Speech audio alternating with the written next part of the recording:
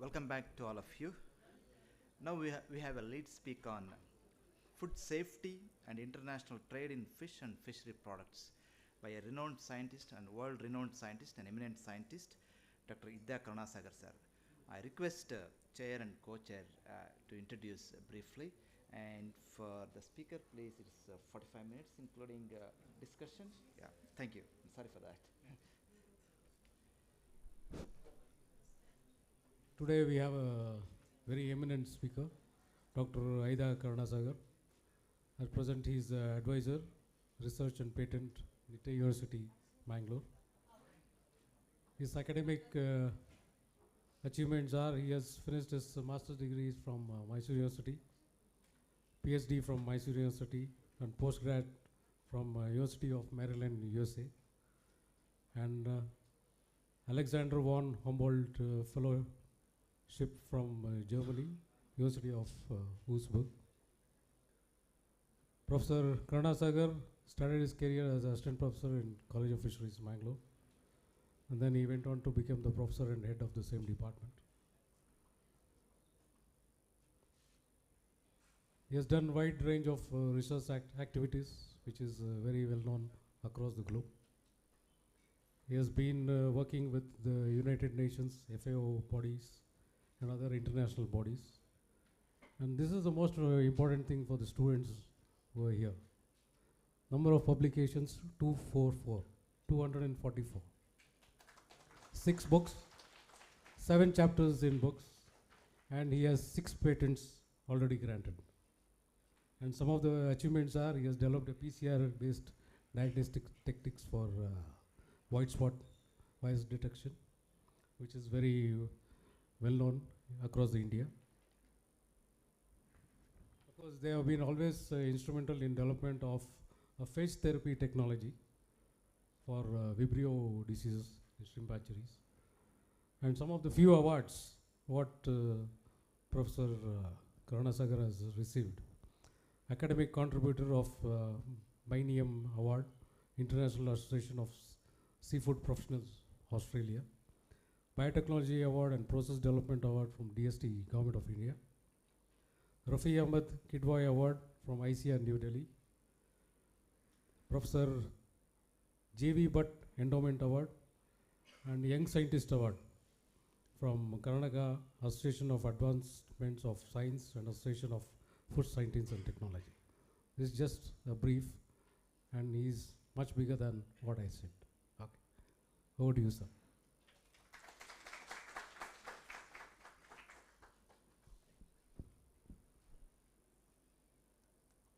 So the moderators of this session, Mr. Vinay Kumar, Dr. Eknath, and our distinguished speakers here, Professor Vasudeva, Dr. Mohan, Dr. Shankar, Dr. Sahu, and all former colleagues and friends. It's indeed a great pleasure for me to be here with all of you and talk a little bit about the international trade and fisheries. We had spent most of our career in College of Fisheries, Bangalore, and it's always a pleasure to meet somebody from College of Fisheries wherever you go, whichever part of the world you go. So it's really a very good situation where people from College of Fisheries have distinguished in so many different areas and are excelling in the area of choice. So congratulations to all of you, and thank you for inviting me here. So,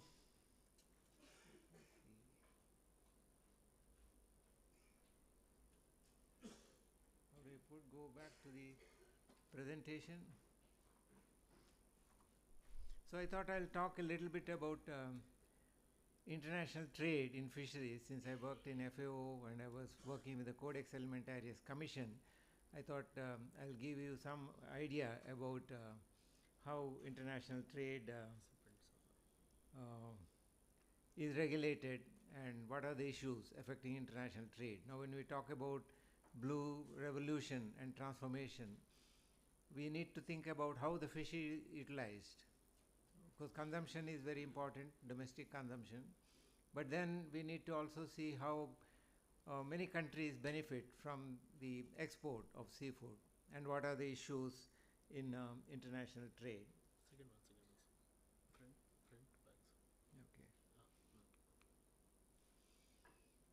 So I think students of fisheries, I would recommend that you go through the FAO State of World Fisheries and Aquaculture. So this is a very important resource for all of you, because FAO collects information from all countries, member countries, and analyzes this data, and this is produced in the form of the State of World Fisheries and Aquaculture every 2 years. So this is a very important resource for all of you. Plus, there are a number of other publications coming from FAO which can be freely downloaded, written by eminent people from all over the globe. So you get a lot of good information from the FAO publications, and also now FAO has e-learning resources, so you can go through many of these e-learning packets and get a lot of information from these. So as the SOFIA 2024 shows, the international trade is very important, and it is going up. There is an annual increase of 7.2%, and the trade, if you include also seaweeds, it accounts for about 195 billion US dollars. And which are the major countries that are exporting? You have, of course, China is now both a major producer, more exporter, as well as an importer of seafood. As a single country, they contribute a lot. Then you have other countries like Norway, then you have India also there. So I think the latest statistics from the government of India shows India earned about 7-point-something billion US dollars by export of seafood.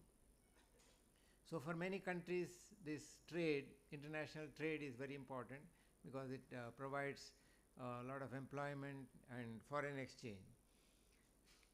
And which are the major countries? Though if you see who are the major importers, you can see these are the high income countries, which are major importers. They account for about 74% of the import value. And European Union is a union of more 24 or 28 countries. So they contribute to about 62.7 billion US dollars. And as a single country, US, though of course China is a major importer as well as exporters, when it comes to value, US is the single largest country importing seafood worth 32.1 billion US dollars, accounting for 17% of international trade. So as I mentioned, Indian seafood exports touched 3.8 billion in 23-24. And what are the major countries, main groups of species? Now, of course, you have shrimp is a major species, and India is a major exporter of shrimp, and I think still India is the largest exporter of shrimp to United States. So most of shrimp that is consumed in US comes from India, though Ecuador is competing very strongly with India.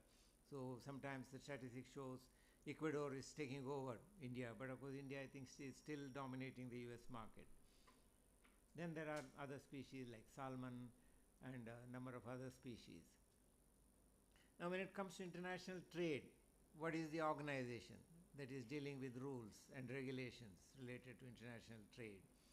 So you have the World Trade Organization, and there are a number of agreements between member countries related to this trade. And one that affects most international trade in seafood is the SPS agreement, or sanitary and phytosanitary agreement, which affects mainly hygiene related issues, safety, and other major issues affecting health. And then also there is the technical barriers to trade. You might remember that there were import restrictions due to use of turtle exclusion devices and things like that, or demand for certain certifications in fisheries. Now these are not related to safety, but they are technical requirements imposed by certain countries, which is possible under this agreement of technical barriers to trade, TBT agreement, under this WTO. So to understand the context of international trade, it is important to understand what are the provisions of SPS, what are the provisions of TBT, and what are the principles on which they are based. Now, the main principle under which these agreements have been signed is that sovereignty. So each country is free to adopt its own rules. So that's why you can see the importing countries are imposing certain rules. So sovereignty is one of the main principles, but then any measure that is intended should not be based on any arbitrary consideration, but it should be based on science or based on a risk assessment, an international scientific risk assessment. So how to perform this risk assessment is also laid down by these international bodies. And then you have to harmonize your requirement with that laid down by the international organizations. Like for food safety, it is Codex Alimentarius Commission. For animal health, it is the World Organization of Animal Health, or the OIE. And for the plant-related products, plant health, it is the International Plant Protection Convention. So all member countries, though they have right to have their own rules, they have to harmonize their requirements with what has been laid down by these international bodies. So that is the requirement. And then also equivalency. Now each country may make a rule, but then how to produce something which is meeting these requirements. So you may have different procedures by which you may reach the same target. So you need to recognize that different approaches may lead to the same outcome. So if people achieve the same outcome, even if they follow different protocols or different procedures, these should be considered equivalent. So this is another important principle of this SPS and TBT agreements. So as I mentioned, the harmonization is with respect to the standards set by the international organizations like the Codex Alimentarius Commission, OIE, or the WUHA now it is called, World Organization for Animal Health, and IPPC. And for matters that are not covered by these, then countries can have their own standards, but these should be again based on international principles of risk assessment. So risk assessment and use of science is very important for coming up with any of these international requirements. So this illustrates the requirements and the agreement under which these standards become important. Now if you ask somebody, okay, is the codex standards are there, is it compulsory or is it mandatory? Now we will say no, these are voluntary. Yes, countries are to adopt this, but what makes it important is this SPS agreement that lays down these standards as the international standards. So if there is a trade dispute between two countries with respect to trade, then a country that is following international standard like Codex standard or WUHA standard is considered following an international practice by the WTO. So countries will have advantage by adopting these standards. That's why countries are trying to harmonize their requirements with this Codex or WUHA or IPPC requirements. And you can see there below how many countries are involved. So if Codex, there are 189 member countries, WUHA 182 member countries is based in Paris, and then IPPC 148 member countries based in FAO in Rome. So FAO has the secretariat for both Codex as well as the IPPC, and WUHA is based in Paris.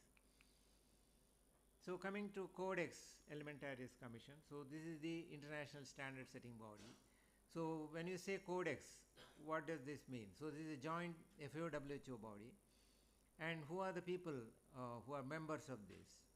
These members are representatives from all member countries. So any standard adopted by Codex is agreed by all member countries. So, and most often it happens by consensus. So the adoption of any standard is generally by consensus, and very rarely there is any vote in the Codex Alimentarius Commission.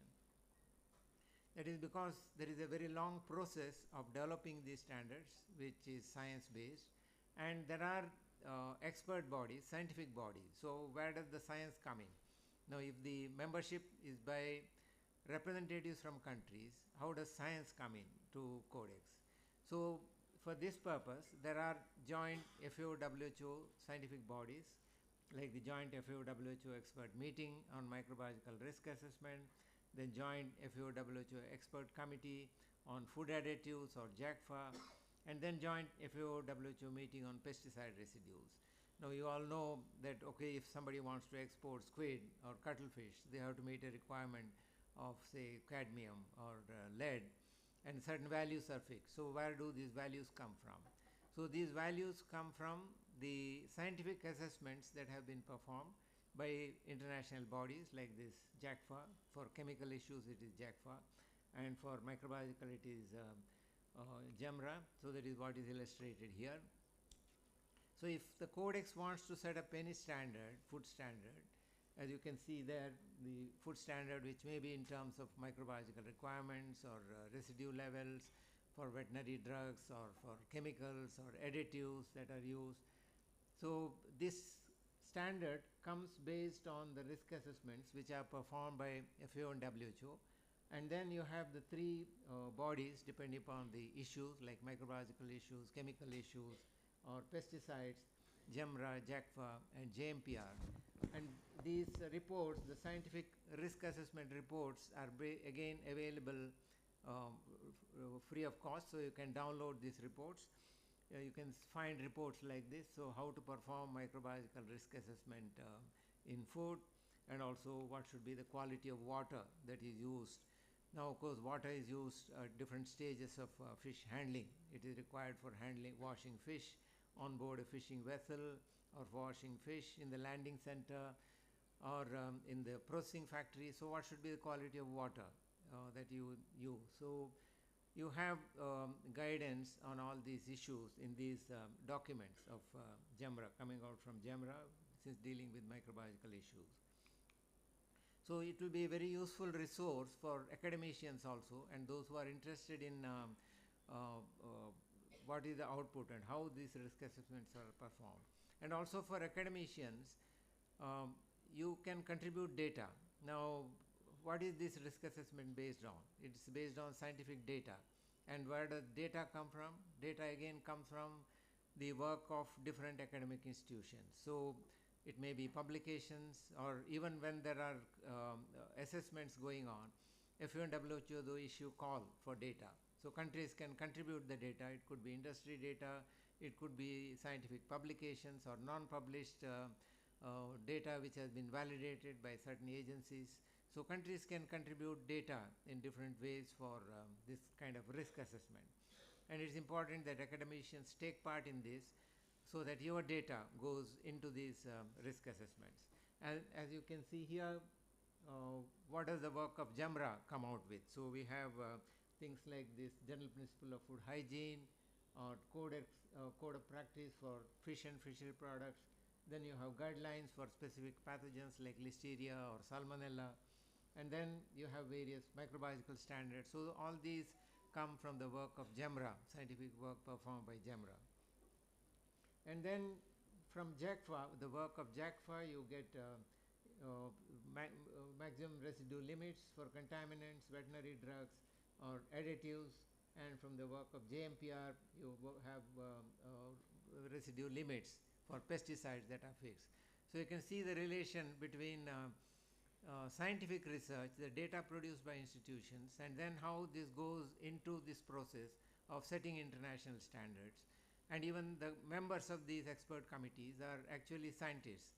So they are not staff of FAO or WHO, but they are members. Again, FAO and WHO issue a call for experts, so all experts are free to put up their CV, and based on the requirement, based on the expertise, FAO and WHO choose the experts, and the meeting will be chaired by an expert, not by members of FAO and WHO. So it's a totally an independent scientific body which advises FAO and WHO, so provides a scientific risk assessment for setting up any standard.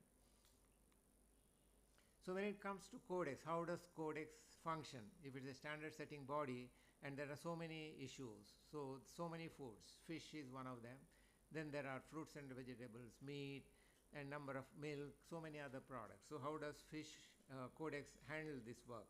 So we have the Codex Alimentarius Commission, which meets once a year to adopt main standards, and there is an executive committee which decides on the work of this commission. And then there are general subject committees, commodity committees, and also task force. So general subject committees deal with the topics like contaminants, food additives.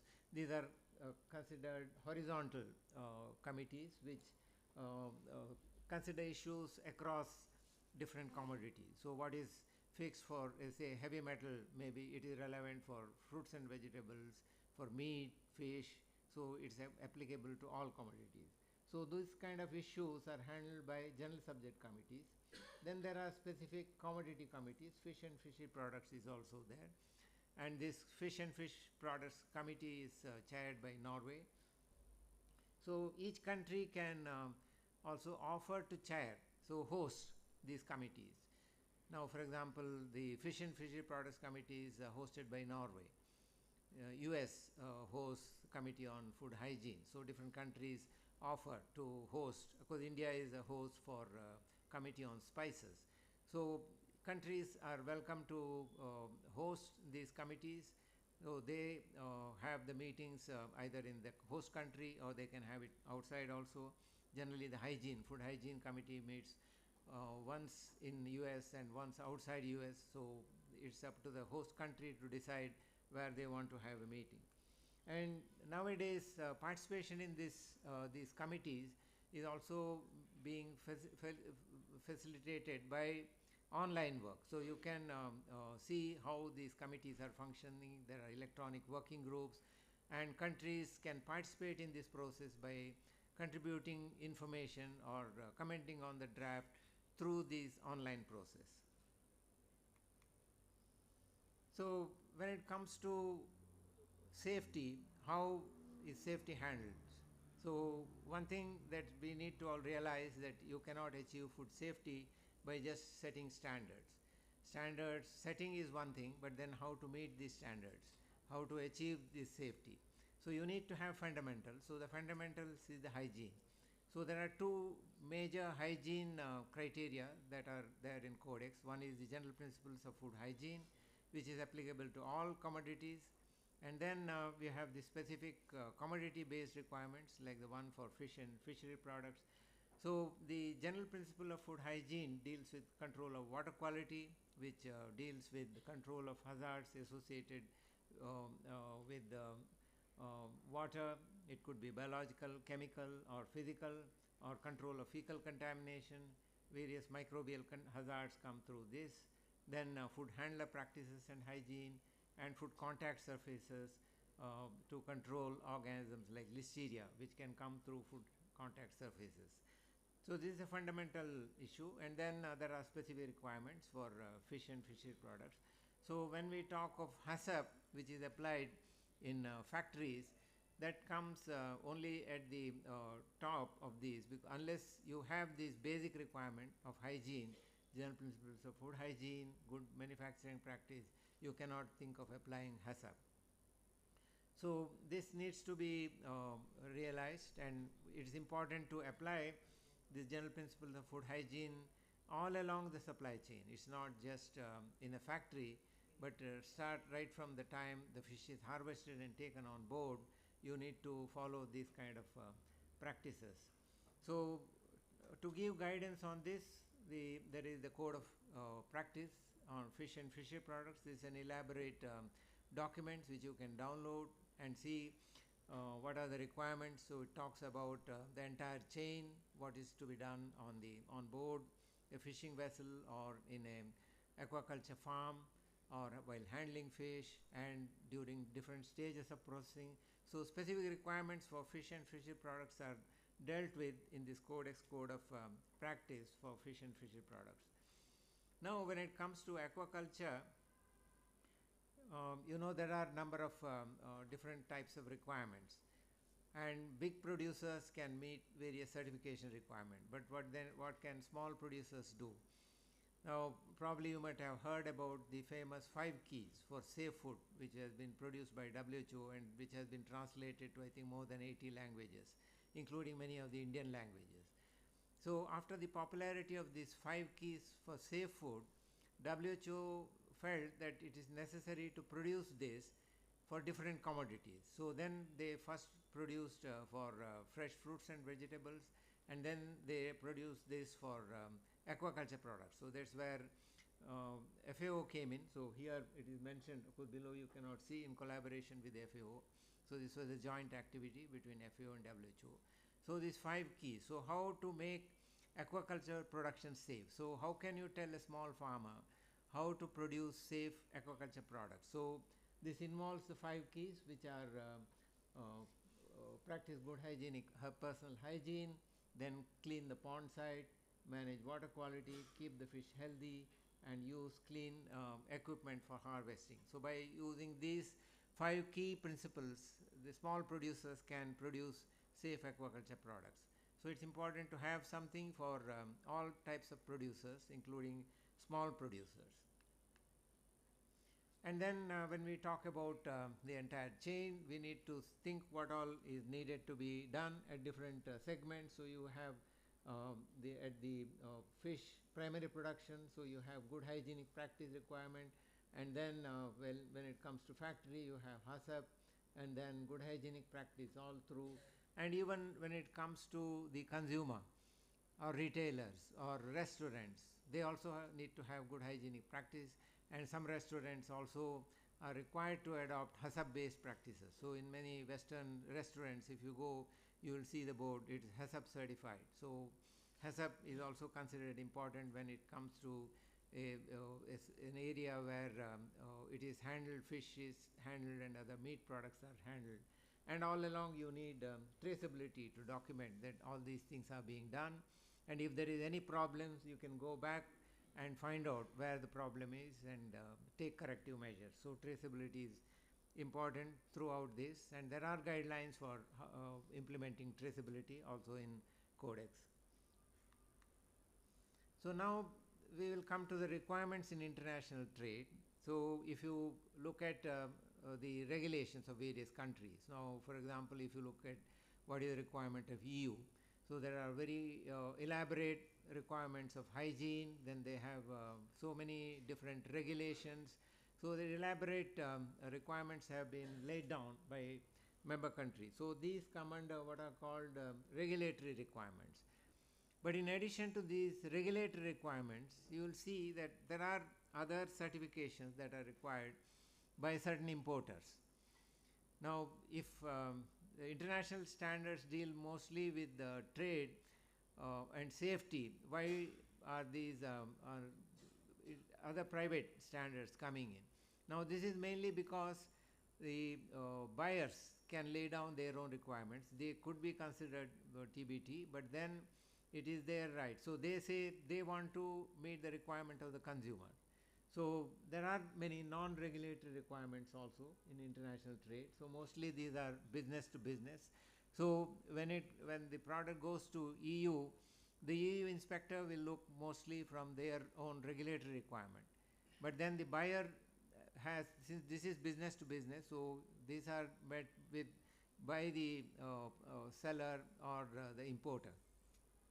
So there are many requirements, and these may again affect the entire chain. So there may be requirement with respect to certification in a farm or a hatchery or in a processing establishment or with exporter. So it is a little bit complex because you have both regulatory requirement as well as non-regulatory requirements. So that is the requirement of trade.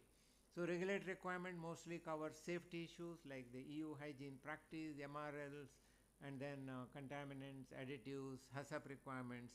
Whereas non-regulatory requirements, this is again regulatory requirements. Then the non-regulatory requirements. So why do these buyers ask for these non-regulatory requirements? Because they are under pressure from consumers. and always consumers. Now most of, as we saw initially, the buyers are mostly from high income countries. The consumers from these countries which do not produce much fish, so they are not familiar with aquaculture, and they are getting a lot of messages. And today with electronic media, a lot of videos go around, so there are a lot of negative publicity also about aquaculture and how fish is produced in these countries which produce large quantities of fish. So consumers are exposed to so many different messages and they are scared. So how to overcome this issue? So for this, the retailers have come up with these certification requirements. Though there are regulatory requirements, they say, yes, this is not sufficient, we need to have more requirements if we have to buy the product. And also, now there are many big retailers. You have Walmart, you have Tesco and other big retailers. So how do they compete among themselves? So for their competition, they want to show that they are selling safe fish, sustainably produced fish. So they need to project their commodity that they market as something which the consumers need to go for. So this is another reason why these kind of international requirements come in international trade. So we need to be aware of these kind of requirements also. So there are number of certifications, like for aquaculture we have this Best Aquaculture Practice Certificate or Aquaculture Stewardship Council Certificate, or for harvested fish you have Marine Stewardship Council Certificate or Friend of Sea Certificate or Natural Land or Organic Certification. So there are so many different types of private certifications that are there in international trade and that is demanded by the buyers, and the producers will have to meet.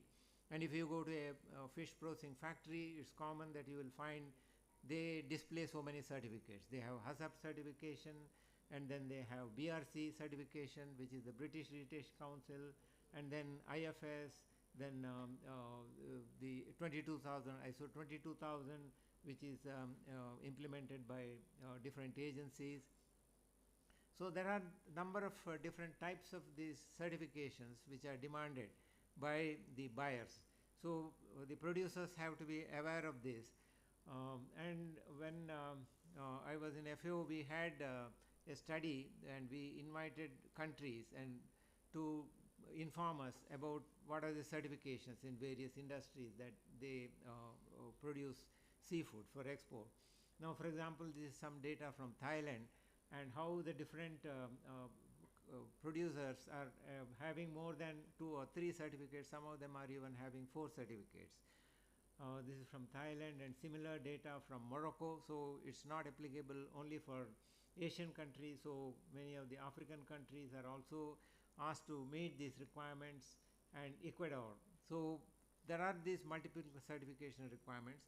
And then we also convened a meeting of these retailers and asked them, why you are asking all these certifications when you know the requirements are similar in terms of safety or hygiene. So their explanation is that we want to create confidence among our buyers. So there are a lot of message out there which shows that it may not be safe despite all the regulations in the international market. So we want to ensure that what we buy is safe. So that's why we are having this type of certification. So it's a very complex issue, but it is there. So the exporters need to comply with these requirements.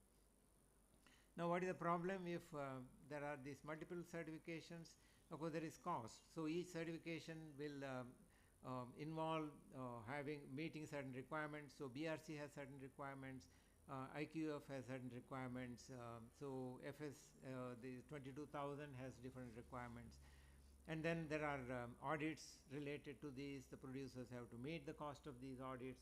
So there will be high costs, but then these costs again go on the producer. So the factories may finally squeeze the farmer. So they may give low price to the farmer. So it is a complex issue, but we need to see how we can address this, and how to harmonize the activity of these different certification bodies.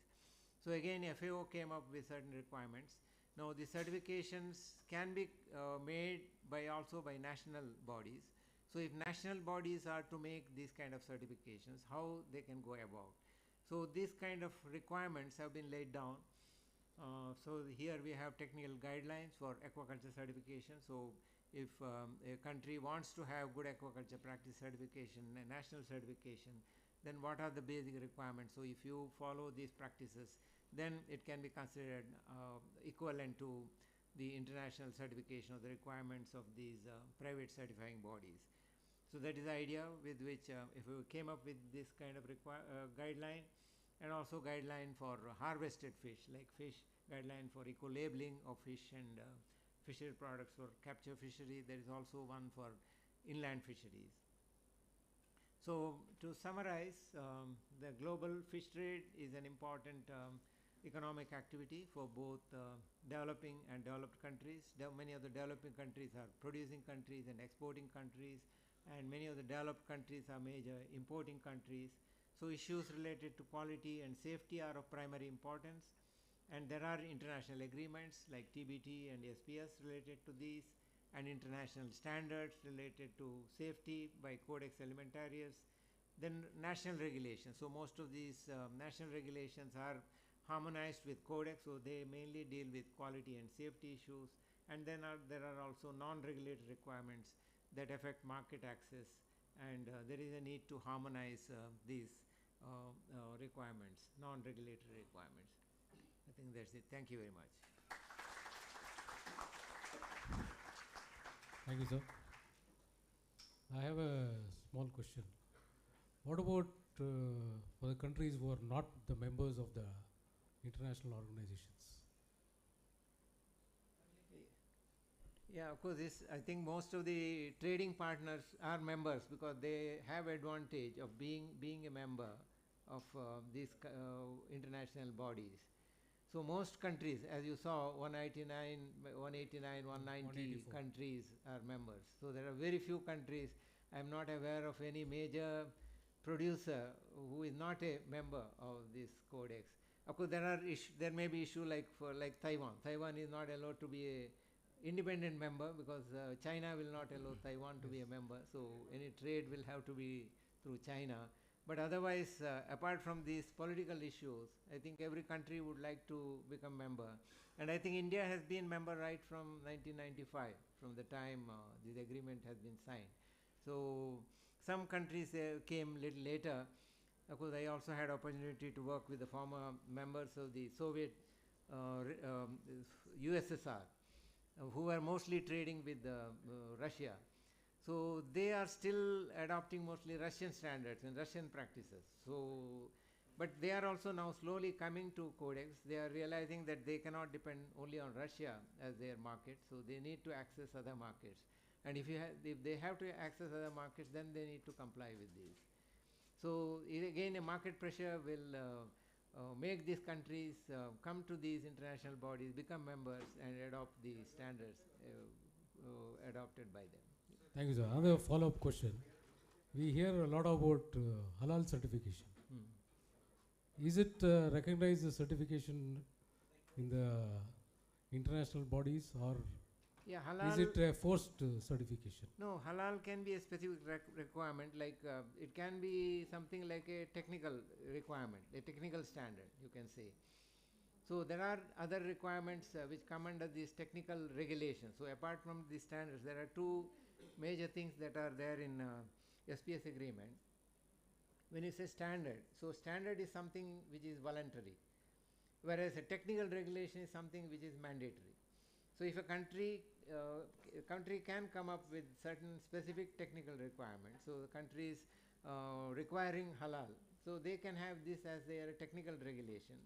So it can be imposed by the countries as a technical regulation. So then it becomes mandatory. Thank you, sir. Just to add to that, sir, I just wanted to check that the practical challenges what we have come across is that one, there is a lot of duplication happening in the name of all these formalities, statutory norms. Second, there are a lot of lobbies. So India, when it comes to Indian produce, there are a lot of dependency on all these regulations. Sometimes I felt that best of the products are rated worst among the least, and in some cases, not that good products have reached the level. These are all practical experiences what I have come across. I feel person like you, with your wisdom and experience, from Indian context, why don't we develop a standard which is on par or much better than the USFDA or BRC or whatever the general standards are there? Is there any effort so that first, if in case we pass through that, then naturally the whole world accept that. So this has led to a lot of losses, and it doesn't motivate the startups. It doesn't motivate the people who genuinely want to contribute. I just want to share my experience. Yeah. It's not a question, but it's my request to you and the entire fraternity here is that in all these food produce, we can develop a standard with the wisdom and the knowledge what all of you have come across, which is rated better than any certification in the world. This is my request, sir. Thank you for making this point. Yes, of course, there are efforts. Now, for example, India has FSSAI now, which is the regulatory body. And FSSAI always, when a standard is to be set, they always look, okay, is there a codex standard? So if there is a codex standard, they adopt the codex standard. So that is something that is being done. But then how to deal with these private certifications is that you can have mutual agreements. Now, though WTO is a multilateral body, but people have realized that this agreement alone is not sufficient. You can come up with the mutual recognition agreement. So many countries go for this mutual recognition agreement between countries. In many of the cases, it doesn't work, sir. In 70–80% of the cases, that standard set has become the normal thing. People keep asking the same standard. But For example, just to add to that, if you see in healthcare, earlier NABH was rated a little inferior compared to JCI, and now NABH has become more strict, and then it is it is accepted, though it is national standard. Maybe it may take a little more time to go to that JCI standard or whatever it is. Similar way, there is no such standard which can motivate Indian producers. And also, I think it's very difficult to say that something is, we should not say something is better than codex. So if you say better than codex, then you must have a scientific justification for that. Now, for example, codex says, okay, the cadmium level should be 0.03 microgram. Then can you say, no, we want 0.02? Then there has to be a scientific justification for that. So this is a major thing that we need to consider. If you have codex which is based on science, then of course that is the one that is accepted by science. So everybody has to meet that. And all countries, US, EU, they all meet codex standard. So there are certain examples, even in fish, for example, in bivalve mallows. Earlier codex had a standard, of course they have E. coli standard, they had salmon standard, salmonella standard also. Then an issue came, because if there is any standard, then that means you have to perform a testing. So you have to do the testing. So should we then test for this salmonella? So some countries came up with codex and asked, okay, we are meeting this E. coli standard. Should we also do the salmonella test, which is always negative for bivalve? Then a scientific risk assessment was done, and this showed then it's not necessary. So codex deleted that. So even codex standards are not fixed, but if there is more information, scientific information, it can be updated. So they deleted this, and EU also followed. EU also had a requirement of salmonella in bivalves. Then they also removed that. So always there is a scientific basis. So we need to follow what does the science say. But then for the other issues, the non-regulatory issues, I think the mutual recognition agreement would be a good way which countries can follow to facilitate this trade, so that once you certify by the national body, then it is accepted without any further hindrance in the international border. Okay, thank you very much. I think we are running out of time. I know, in fact, the standard setting in India has been really very robust. In fact, earlier we had only BIS, Bureau of Indian Standards. Later on, it is divided into many groups. Could be FSSA, could be QCI, could be EIC, and all those things. So there are committees. For each activity, there are committees which deal with all that. Probably if there is any issue where you feel that this standard which is not given is not fitting to the Indian requirement, you can always represent. But that will be discussed, notified, and if people accept, then only it is taken as a standard. And usually we comply with the requirement of FDA, all the FAO regulations. That's where I think the standards are set. We cannot just change, because otherwise we will be odd man out of the entire group of, I would say, countries. Thank you very much, Dr. Vasudev. Thank you very much, Dr. Karnasagar. I now pass the mic to the organizers, please. Sir, 1 minute, please. After that. Respected sir, thank you for taking us to food safety and international trade, particularly in fish and fishery products. And thanks for sharing insights and thank you for your expertise. And may I request Dr. Vasudeva sir and also I request Dr. A.M. Ramesh to join hands for honoring our eminent scientist, please. Dr. Ramesh, please. Please join.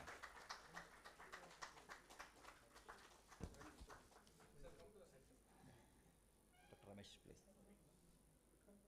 Yeah.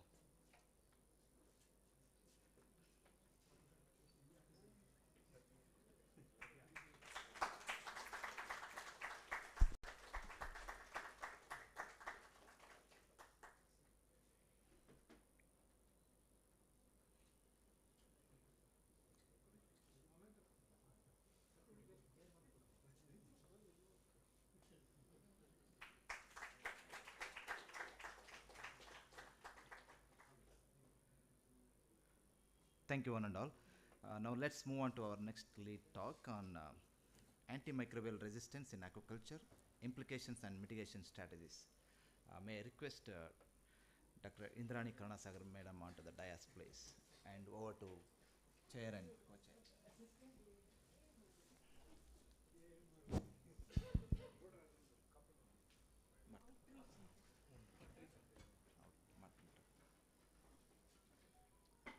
We have amongst us another eminent speaker and researcher, Professor Indrani Karnasagar. She has done her master's and doctorate from Kasturba Medical College. She had worked with many sponsored research programs funded by FORMAS, Windows Sweden UK project, Swedish Research Council, and from DST. She has been part of many publications and research articles. I think she would be the part of all the publications of Karnasagar sir. Some of the achievements are, she's a international jury member of UNESCO, Research and Academic Excellence Award from Hindustan Group of Institution, Vishweshwaraya Award, National Technology Development Award, Eminence in Virology Award, and other few awards are National Women Bioscientist Lifetime Achievement Award, Vyas Memorial Award, Outstanding Women Scientist Award from ICR, and many more. And she's a fellow of KSTA.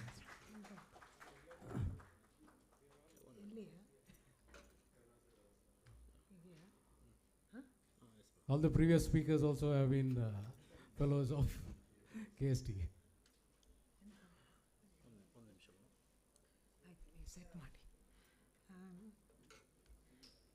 Mr. Chair, Mr. Chair, Mr. Co-Chair, all senior faculty, junior faculty here from all the institutions, and most importantly, students for whom this kind of an outreach program has been planned by the Karnataka State Science and Technology Academy. I would like to thank the organizers for inviting me over, and a special mention of one of the guests, Mrs. Lakshmi, who is here. She may not be a part of our fraternity, but she is the woman behind Dr. Eknath's, whatever, success, prodding him all the time, maybe, okay. We all miss the presence of Dr. Ayyappan, who has been probably the force behind this sector being where it is today.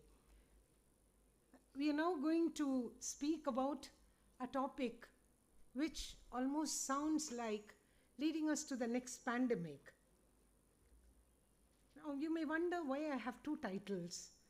It is very hard to separate antimicrobial resistance from antimicrobial resistance in aquaculture, and understandably from the perspective of One Health that everyone speaks of today. Antibiotics have been used in aquaculture, but sometimes when aquaculture is really thought to be a culprit of all the vices with the use of antibiotics, we will realize that very often they become victims because water body, being what it is, receives effluents from all the sectors, be it poultry, be it agriculture, livestock management, or any sector where antibiotics get to be used, or anthropogenic waste from the hospitals, the hospital waste, all of it finds its way to the water body, and therefore, whether we are victims of the use of antibiotics or culprits may be varying in places where the discussion goes on. Having said that, one wrong will not justify another, and therefore, if antibiotics are getting used in other sectors indiscriminately, we need to be wary at least to take care of the sector where we can at least manage. Now, having said that, we know the ultimate, I should say, victims of all of this indiscriminate use or unwanted use, because very often it is empirical, even without knowing the cause of a condition, looking at the clinical condition, an antibiotic gets to be added in quantities sometimes not prescribed, because unlike other sectors where the levels, the concentrations have been decided, in aquaculture it is still at its infancy, because when it is administered, most often you do not know if it is reaching the target animals, and even if it is, what is the kind of blood level concentration and how long it is to be continued. Does the antibiotic residue find its way to the environment? Keeping all of this in mind, there are quadripartite, I should say, bodies that have come together. We know that Food and Agriculture Organization has been dealing with this. The World Health Organization that deals with human health is a very important part of it. Then the World Organization of Animal Health, formerly known as OIE, and more recently, in the last maybe few years, the United Nations Environmental Program people have also joined hands. So it is 4 organizations coming together to tackle a problem that cannot be viewed in isolation, because the victims are going to be the human race as well as all of the other, like the animal race as well as fisheries. Now, apart from looking at the resistance, we will look into the implications and the mitigation strategies as briefly as possible. And I request the chair to put off the mic if I exceed the time. Okay, permitted to stop me. So I just mentioned about One Health, and you will see that some of these slides are a mix of my different presentations when it happened to be for One Health, it happened to be for a WHO body or for an FAO body, because the content does not anyway change, but the material is what, of course, I have prepared so that young people will have an idea how we view a particular problem in order to manage it as well. Now, we all know about the magic bullets tool, and this in the magazine has clearly shown how by 2030 it will cost about 126 billion quantum of antibiotics, and then the amount becomes, say, by 2050, 10 million, and then by 2050, $100 million, $100 trillion. Now this is because the number of people, the quantity used, and the cost, all these factors are taken while reporting this in the magazine. Now this book by Sebastian Ames clearly talks about the magic bullets, but the lost horizons. Having said that, if we look at the antibiotic discovery history from when the first antibiotic was just isolated to 2010 and a little after that, we find that many antibiotics have come and gone. But what remains is the microorganisms that have adapted themselves very much to the antibiotics, to an extent that sometimes it is even dependent on the antibiotic, and to manage the situation you have to withdraw the antibiotic. Now that being the case, I will not go in detail, but this is antibiotic deployment and the resistance that gets observed. So it goes parallel. Some of them are more frequent than others, and this is one of the reasons why many of the pharmaceutical industries are now laid back on the discovery of newer antibiotics, because they find that the microorganisms outsmart them very quickly, and the focus has gone on to discovering alternate methods, briefly about which I will talk towards the end of the present. Now, when penicillin was first discovered, probably it was one of the most, I should say, astounding discoveries. And Alexander Fleming, quote, "I have been trying to point out that in our lives, chance may have an astonishing influence, and if I may offer advice to the young lab worker, it would be this: never to neglect an extraordinary appearance or happening," unquote. Now, when he said that, it was naturally wonderful, but it didn't last long, because he's the same person. Of course, he was given his knighthood. He said, "The thoughtless person playing with penicillin treatment is morally responsible for the death of the man who succumbs to infection with the penicillin-resistant organism. I hope this evil can be averted," because he began to see the appearance of resistance to this magic drug. And when it was discovered, of course, a lot of, I should say, publicity was given, and you see, as it started moving forward, a lot of resistance came about. Now, this slide shows the 10-year challenge that has just been shown, how an organism was sensitive to all of the classes of antibiotics. In some time, we will talk not about individual antibiotic, but on the class of antibiotics. And in 10 years, we find that most of them have, the same organism showing resistance to most of the drugs. Now, this is very worrying, because we are all, the human race is going to be dependent. Animals are going to be dependent. We think of fish, but it reaches the human, finally. So, by definition, you have organisms that are multi-drug resistant, extensively drug resistant, pan-drug resistant. Now, in trying to talk about multi-drug resistance, one of the best examples is tuberculosis organism. And we know even fish have mycobacterium infections. And when we talk about tuberculosis, we know the long-drawn treatment and the number of drugs that are used to treat, because they never act in isolation. It's multiple drugs in order to take care of the resistance that comes about with one of the drugs alone. So usually it's a choice of 3 drugs that is used for the purpose. As the word indicates, pan-drug resistant would be non-susceptibility all the agents that are available. Most of the cases there will be some reference given. So if young people want to know more about all of this, please only take down the reference, because this would have been just taken from the reference. Okay. Now, while World Health Organization has identified antimicrobial resistance as one of the top 10 global global health threats likely to be called even a pandemic, we have gone through one of that, the corona, but then there is a slow pandemic that is happening, and one needs to be very wary about it, because the number of deaths that are being spoken about by countries that have an estimate, a very powerful surveillance system, it is there that they will have all the data required for having the resistance recorded.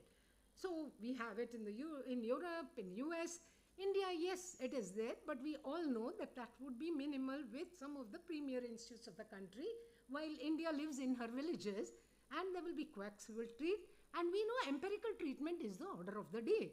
Nobody can wait for a result sometimes, and therefore knowledge of stewardship, antibiotic stewardship is very important.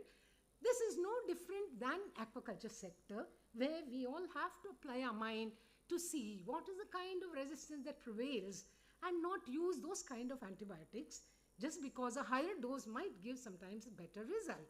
So many organizations are coming together to address this problem. Of course, this is just a cartoon, and we are talking about antibiotic residue levels that are being detected by the buyers, which may be about 0.3 parts per billion for, I think, chloramphenicol, or 0.3 for nitrofurantoin. The levels are very low. That kind of level is not going to set off any serious reaction, but it will be the residual level after information on the fact that the antibiotic has been used reaches them. So it is truly just a stick for us to see that we never use during the produce. We understand that farmers and their consultants are trying their best, and they cannot help using antibiotics when there is a requirement for a bacterial disease. But it is here that we had to spread the word about what is allowable and what is not allowable. So many times that information lacking in a particular country or in a state results in antibiotics that are used in the health sector for humans reaching the aquatic animals as well. So we have to see that in places where an antibiotic like say rifampicin may work, but it is a drug very important for tuberculosis treatment. Now we don't want to lose people to tuberculosis, while we may have saved the aquatic animal from a disease, because rifampicin is a very powerful antibiotic that will act on the protein synthesis of the organism. So what we need to really bear in mind is a lot of education has to go into it, and we need to have a list of what is allowed, how long it is to be administered, and what should be the withdrawal period before we think that residues are going to play a role. So there are certain publications that have raised serious concern globally. One is a mini review which talks about the heavy use of prophylactic antibiotics in aquaculture, and this is a growing problem for human and animal health and for the environment. Now, antibiotics were used as growth promotion, and to this day in some of the sectors they are used, in livestock, in poultry. But we are of course here in aquaculture group that we are talking about fisheries, but it is not to be actually agreed upon for fattening the animal or otherwise, because they have long-term issues that they would result in the food, meat, finally affecting humans, because that same antibiotic residue could alter the microbiota. And we all know that today the buzzword is microbiome. Name a condition and we say that it's the microbiome that decides, and how to manage the situation is by manipulating the microbiome. So with that concept in mind, we have to see that heavy use as a prophylactic is to be totally disallowed. So aquaculture just becomes another environmental gateway to the development and globalization of AMR. And as I said, one wrong will not justify another. So we can try and take at least care of the sector in which we work. But other sectors also need to take this as far as possible, this opinion, which is why, of course, I'm a member of the World Organization of Animal Health, and we are looking at aquaculture, antimicrobial use in aquaculture, and our documents are coming out. How much we follow, because like the codex standards that were mentioned, you have what is called as, they are all prepared, but it is not mandatory. It's up to you to decide the need for its use or otherwise. So we need to be very careful, especially the people working in the sector, for the betterment of finally human health. Now fish contributes, we know, to how much of protein, and the global antimicrobial consumption has been worked out in some of the publications. Now when we talk about all this, we need to immediately look at other sectors. Look at the human, the cattle, chicken, pigs, and you will find actually what is used in fisheries is only a minuscule of what you see in other sectors. But certainly, as I already said, we cannot justify its use here in less quantity and talk about other sectors. If somebody accuses us, yes, we can say we are victims of all of the problems that are seen in every other sector. So by definition, we know what is an antibiotic. So resistance would be the ability to resist the effect of the drug, and the resistant germs which are not killed by the drug continue to multiply and become reside in the environment where they are there. And the other important problem is when these antibiotics are used in aquaculture, they go and act on the innocuous organisms, and all the mineralization process that goes on, the bioremediation process, those innocuous organisms taking part in sulfur cycle, nitrogen cycle, they are the ones that get affected, and thus buildup of a lot of toxic substances take place. So the intended organism manages to survive because some resistant mutants come about, but these autotrophic and other organisms participating in the biogeochemical cycle, they are the ones that get affected. Well, this shows that almost in all the countries it is used, and we are only going to see how much less or how much more, but this is not really to compare and say that we are using a little less than what some of the other countries are using, but we have a range of antibiotics that get to be used, more than what is seen in other countries. Now the question is, why should we talk about resistance? Now this is just training, which is as important as, say, cardio training, or where you are told to resist chocolates, or you have any other problem like diabetes, you are not to take any sweets. So for antimicrobial resistance, the training is not to indiscriminately use antibiotics, especially wrong antibiotics. And this is amply justified when you look at why it's become a global threat. We are not talking just about India, but about the world as well. Now you will see that the number of cases in 2050 that is expected to be affected by AMR organisms, and consequently death. When you can't take care of a problem, naturally it results in mortalities. You will find that actually surpasses the number of cancer cases that would probably be there when you compare with other communicable or non-communicable conditions. You may have measles, but you may also be talking about, say, road traffic accidents, or you may talk about diabetes, another non-communicable condition, but they are all still much less. That is because you are able to manage them with the kind of advice that is given. Now, this is of course about the discoveries, as I mentioned, but if you look at the antibiotic target and if you look at the resistance, you will see that we are talking mainly, when we say antimicrobial, we are targeting more the bacteria, okay?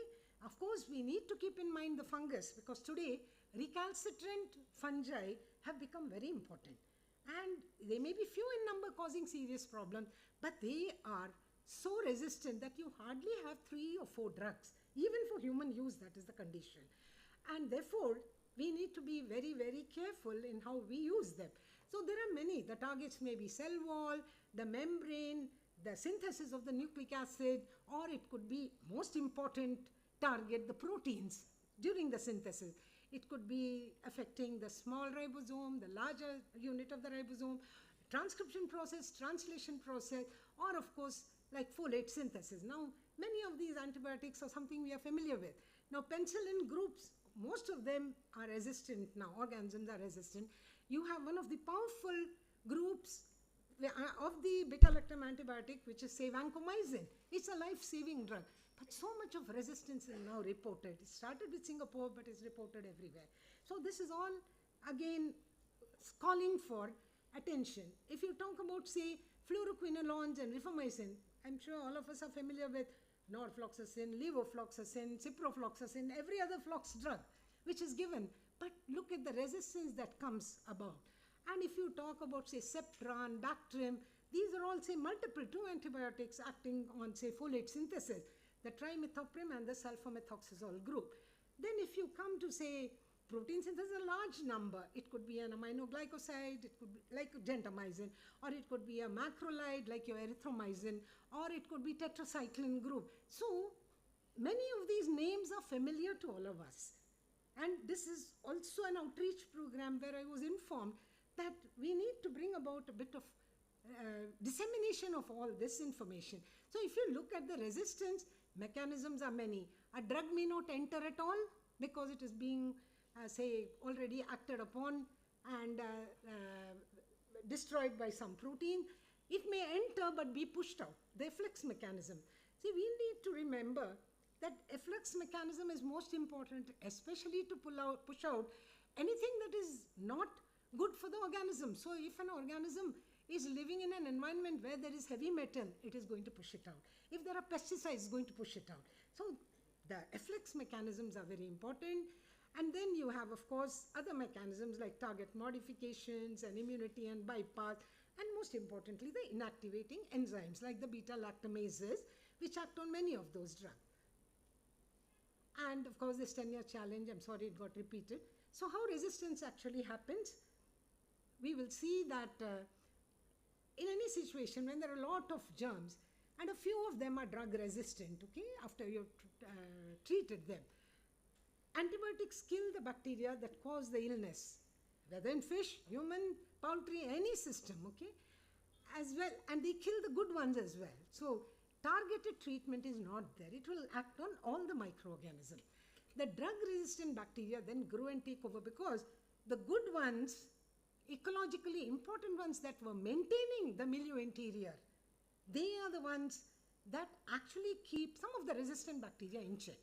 But if they have also been destroyed by the antibiotic, these resistant organisms grow unchecked and take over. So you have mechanisms. Now there's another point that we need to understand.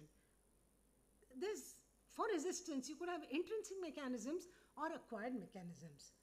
Not all the drugs can be used for all the organisms. There is evidence to show that many organisms are intrinsically resistant, and these have been noted 4 million years ago in the caves when they have discovered, plus from some of the eel farms. I'll just show a little bit about that. And therefore, if you do not have information on that and use an antibiotic to treat them, you are actually making the issue very complicated, because, and sometimes we need to have a little bit of scientific knowledge on that. Now, when we try to suggest to a farmer to use ampicillin or any amoxicillin, because in the humans it's used, some consultants may ask them to use that, and the infection is Aeromonas hydrophila infection. When we look at the number of publications that came during the last 30 years on resistance of bacteria, ampicillin-resistant bacteria, Aeromonas hydrophila, they were a very large number. But see, there was an important point. The organism is isolated on ampicillin agar because it suppresses others and Aeromonas hydrophila will grow on it. So it really seems very ridiculous that we should be publishing on the resistance of the organism to ampicillin when we know that it is intrinsically resistant, and we have to see what is the mechanism, why did it have that resistance, because antibiotics were never produced only to take care of a human illness. They were all produced because they had some other role. Either they had some metabolic role, or they had, I will just show you some of the examples how they act on the enzymes of the organism. So the intrinsic ones had a role either in the structure or in the function of the organism. The acquired ones came about because they developed a mutation, and there were some, of course, gene transfer mechanisms like transduction, conjugation, transformation, and so on. So the bacteria that have intrinsic resistance, like I gave you the example of, say, Aeromonas, this has intrinsic beta-lactamases, which makes it resistant to ampicillin. So if you look at the phenotypic resistance, the intrinsic resistome, what it already carries, so it is here that a lot of our molecular biology comes into play. Today, whole genome sequence is the order of the day, and if you use certain, I should say, softwares, you can study the resistomes in them. In fact, we have a very major program on training that is coming up, but of course, it's already, the seats are full. It's an international workshop where we are going to be teaching how to identify a resistome, how to identify the microbiome for the possible resistance genes that it carries. So the acquired one is by gene transfer, horizontal gene transfer, that is from one bacteria to another, or through mutation, which can happen either naturally or it happens due to the presence of the drug. So these are the two different ways, and these have some of the details that I mentioned. So what the definition means, if they were once sensitive and then became resistant, it means that organism has acquired the resistance, which could be due to many reasons, as I said, And one of the important ways by which the resistance spreads is either by plasmids, there are some extra chromosomal DNA pieces, or transposons, which are also called as jumping genes, or the bacteriophages that also carry, which is why if we talk about phage therapy and what phages we are using, we should have the whole genome sequence to see that they do not have any resistomes in them, which are going to spread. So even when we use a technology like phage therapy, we need to keep that in mind. So these alternatives also will have problems which we should understand clearly. So phenotypic resistance again, suppose you get it from a clinical case, tetracycline resistant, and you isolate the same organism from aquatic environment which shows tetracycline resistance. Before we jump to a conclusion that it came from a particular source, we need to see what is the mechanism in each of them, because there are different mechanisms that are in play. An efflux mechanism could be there. It could be due to the production of ribosomal protection proteins or tetracycline inactivating protein. So sometimes it helps to trace, when you trace from which source it came, what is the mechanism, apart from, of course, the whole genome sequence that will tell us. Now, these are some examples of the intrinsic resistance. Viable multi-drug resistant bacteria have been cultured from the Lechugilla cave in New Mexico, which is about more than 4 million years old. Antibiotic resistant marine bacteria have been found as far as 522 kilometers offshore and at depths of 8,200 meters. Now, evolution of antibiotic resistance genes, therefore, predates the evolution of actinomycete as a group, which have been responsible for production and isolation of most of the antibiotics that today we talk about. So the group itself was so some of the genes have not evolved to protect against antibiotic. So say beta-lactamase AMPC gene is involved in maintaining normal morphology in E. coli. Then efflux pumps are involved in efflux of several compounds, and say BLA-oxy, beta-lactamase has metabolic function in Klebsiella oxytorca. So these are different factors that lead to the rapid development and how they spread. So the question is, have we reached the end of the road?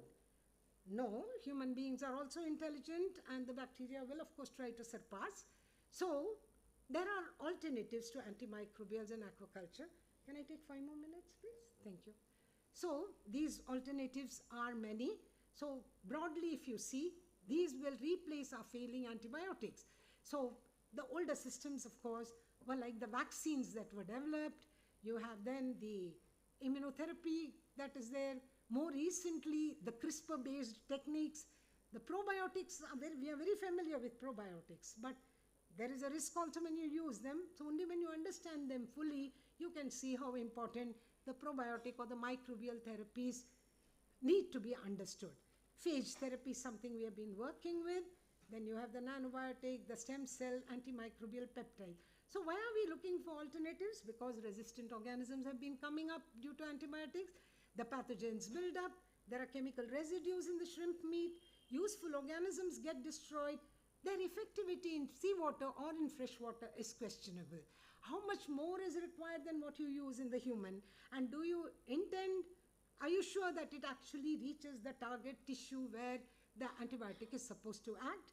And then the chemicals are overused to compensate for their inefficiency, which tells on the cost that has been, that is on the farmer, and the environmental deterioration that happens. So diseases are many and our interventions are even more. Sometimes they are rational, but most often irrational. And of course, the need, I should say, the greed surpasses the need, what is actually required for success. So you have prebiotics, probiotics, and symbiotics. If you want to understand the difference between them, you can just remember prebiotic is the food for the probiotic organism. Probiotic in turn acts through various modes of action to protect. Of course, we have known about curds being used as a probiotic, but when it is used after full understanding and with the organism that is intended to be, then you see there are many, many mechanisms by which the probiotic acts. And of course, the pre and the probiotic together are called the symbiotics that get to be used. Now, phage therapy is one of the novel methods that is used. The advantages, they are highly specific, they are non-toxic to animals and plants.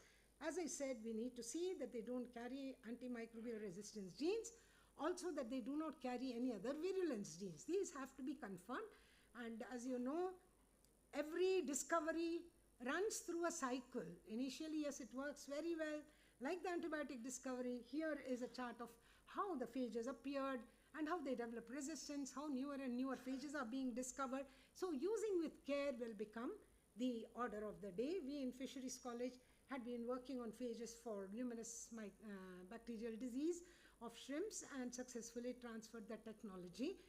Now, there are, of course, many advantages of phages over antibiotics, which I casually just now mentioned. And these are some of the companies that make. Issues in phage therapy, like antibiotics, you need to know how it behaves at different salinities, different temperatures, different pH. It cannot be one coat fits all attitude in use of any mechanism. Vaccines are very, of course, important, and they are time tested. And we know corona also led to many new vaccines like the mRNA vaccine, which also came with a bag of problems.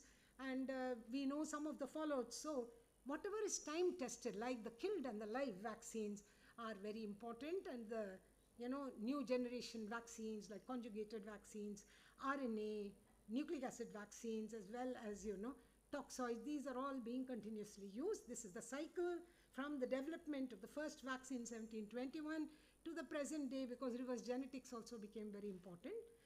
Antibacterial phytochemicals is very important. Many people work on herbals, but what is it? Is it the essential oil in them, the alkaloid in them, the terpenes, polyphenols, and what are the mechanisms of action? All this needs to be studied. It cannot become, Ayurveda is very important, but it's not like that you can test it on the animals. If you know the mechanism, you can scale it down to the product that will become very useful for preventing the infections. And bacteriocins are products of bacteria like antibiotics, but they are smaller molecules, and therefore development of resistance to bacteriocins becomes very limited. There are many mechanisms. Coron sensing inhibitors are also used. CRISPR-Cas is again a new method, which is based on the clustered regularly interspaced short palindromic repeats, which is a distinctive adaptive immune feature in archaea and in bacteria that provide protection against invading bacteriophages as well, and also against the bacteria. Okay, phagemids and conjugative plasmids. Okay, I think I'll start winding it up. So this is just to show that everything from everywhere reaches the aquaculture system, and we in fisheries sector have to continue to swim in that muck water and see how we swim well to safety. Okay, and there are many aspects, as I said. These are all some of the good publications available free online. The FAO has how we actually do a test. Okay, so we need to understand the aquatic environment very well. These are all some of the recent publications that will give a lot of details on the complexities that are involved in the resistant genes being found in aquaculture products, or the zoonotic bacteria of warm water ornamental and cultured fish, as well as outputs and activities of some of these projects, because we've been associated, and more recent publications have a lot of all this available.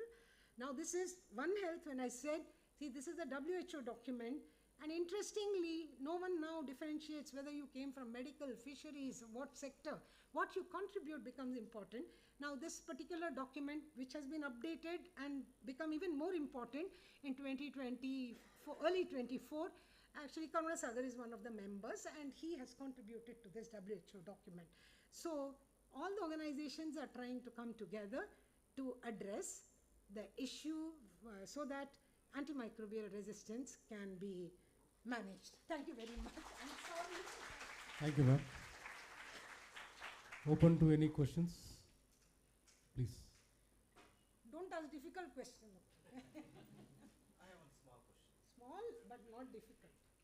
You said about fast therapy. Yeah. It's very interesting.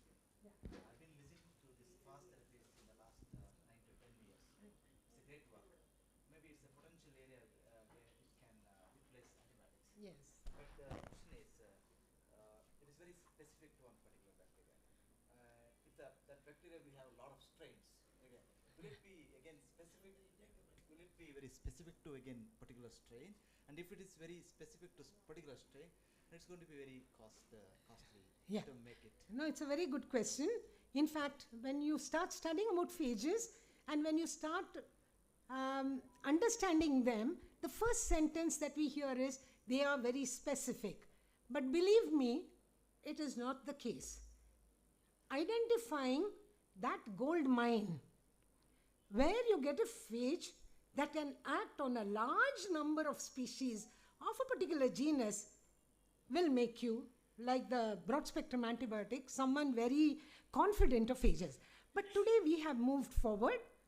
We fragment the phages. So we cut the phages, the tail, the body, the collar, the head. And then when we sequence it, we know where the lytic property lies, and we clone, express, and have the molecule. So we are working on enzymes of phages because then you're not worried about the other resistance coming about. So enzybiotics we call them, because phages act through depolymerases, they act through hyaluronidases, many enzymes. So we've cloned and expressed a lot of the enzymes. Our recent publications talk a lot about them. And we sequence, so this phage tail protein that we use for treatment, if they contain the lytic genes in them, what we really do is we use them also for identifying bacteria. So now it has come to become an identification tool as well as a disease management tool. So we moved a lot from the day we first discovered, not discovered, when we started working with phages about 35 years ago. My own PhD thesis had it. But after that, we have moved now to phage fragmentation and phage enzymes, molecules from phage.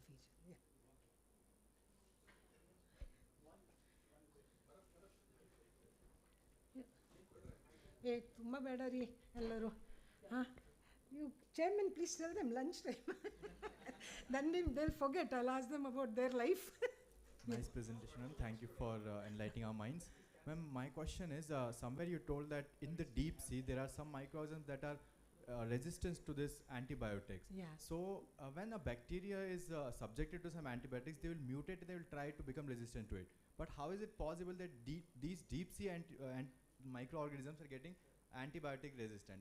How is it possible? That is our exactly antibiotics like are they resistant- found in the caves. Okay. That is only to say that intrinsic resistance has been existing where antibiotics were never used. Yeah. So they were already there serving some other functional or maybe structural use to that organism. So the deep sea organism example is of that, and the publications give in detail, okay? All the uses of that. It's not that our antibiotics are reaching the deep seas. No. They are no. natural. No. They are in fact, many antibiotics are present in the ocean also, in the organism. But when we talk about deep sea, and we are talking, most of them are actinomycete group, that are producing. And we have already said many of these predate the discovery of actinomyces. So they belong to the intrinsic group, and the mechanisms have been studied in them. The publications will detail it actually. Okay. Thank you, ma'am. Thank you very much. I'll get about 30 seconds to say thank you very much for the organizers for giving us an opportunity to share the session and listen to fantastic lectures coming from Dr. and Dr. Karnataka. And that's it. Okay. Thank you. Very much. Just be 1 minute. May I request a lovely lady to honor, ladies first. Yeah, as it goes. Thank you very much. Yeah. That's why I said lovely lady. Hope Dr. Eknath sir will be very happy for that.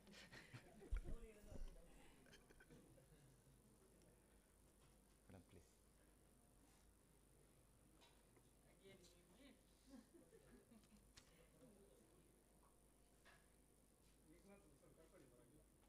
Eknath sir.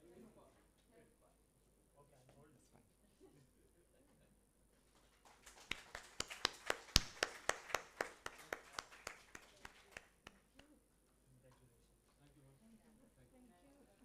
Thank you. Because I was told it's for students. Okay, it's lunchtime now. It's 20 minutes past 1. We'll be back. We'll be assembling back in the hall at. Oh, sorry for that. Just a minute, audience, please, participants. I request Dr. Vasayappa sir and A.M. Ramesh to honor our chair and co-chair, please. Sorry for that.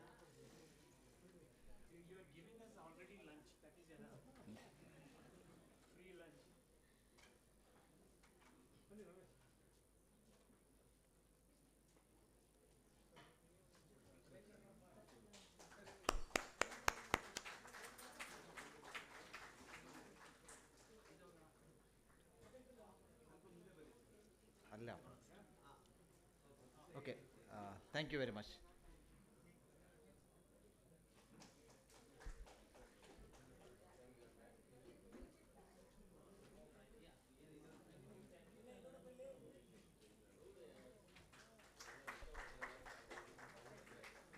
It's lunchtime. I will be assembling back in the hall at 2 p.m. sharp, please.